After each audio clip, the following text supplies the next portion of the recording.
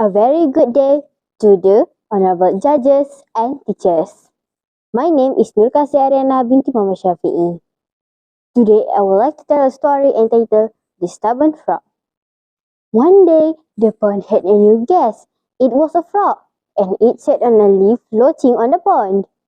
All the inhabitants of the pond were curious of the newcomer, but the frog did not make any move to even say hello. "Perhaps he is shy," said Timmy the tortoise.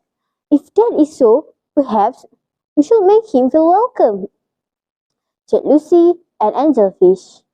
The pond folk decided to ask Goldie the goldfish to welcome the frog. "Hello," said Goldie.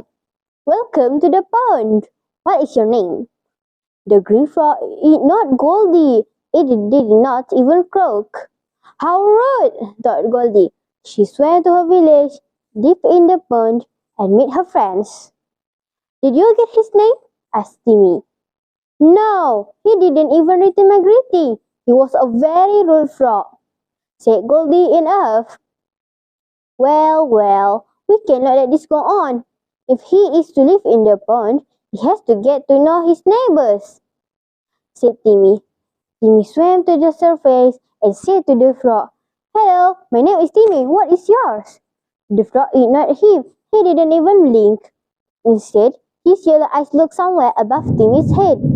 Timmy was really offended by the frog's rudeness. "Hello, I'm talking to you. That was very rude of you not to answer me. We are very friendly community here, and it won't do for you to be so unpleasant." The frog did not seem to care about what Timmy said. It continued to stare unblinkingly ahead. Timmy huffed, annoyed, and tapped the edge of the leaf with his nose. He hoped that the frog would at least respond to that. But he didn't even acknowledge the action. Perplexed, Timmy pushed off the leaf harder and harder and harder, until suddenly the frog toppled into the pond. "Oh no! Did I hurt that frog?" Timmy dived into the pond and to find the frog. He found it sitting at the bottom of the pond, surrounded by the rest of the folk. Goldie was nudging him, trying to make him move. But the frog stayed still. "What's wrong with him?" asked Lucy. "He doesn't seem to be hurt." "His eyes are open," said Timmy in a relief. "Maybe he needs help to get to the surface," Goldie offered.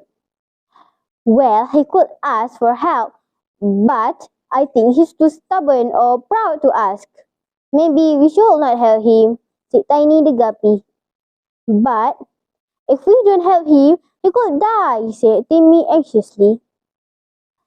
"I think we should help him even though he's being stubborn about it," Goldie said. She started to push the frog. "Come, help me to move him to the surface." Together, the inhabitants of the pond pushed him to the surface. But the frog would not even swim. Instead, he kept sinking into the water. "Well, this is irritating. He wants us to carry him to the leaf too." "But the leaf sank as well," Timmy said. The pond folk came up with an idea. The fish gathered sticks and twigs and fashioned a little raft. With some effort from Timmy, they got the frog onto the raft. "What a strange frog it is," said Timmy. "He will not even move or talk." But I suppose he doesn't really mean any harm," said Goldie. They then swam away. The next day, while the fish swam deep beneath the surface of the pond, little Grace Young came out of the house to look at the pond in their garden. Her eyes widened when she saw the frog on the pond. Her brother Mark laughed when she saw the frog on the raft. "That's so funny. I thought I placed the toy frog on that plastic leaf. Who made the raft?" said Mark. Maybe the fish in the pond did it," said Grace. Mark gave his sister a funny look. "Of course not. But we know better, don't we?" With that, I thank you.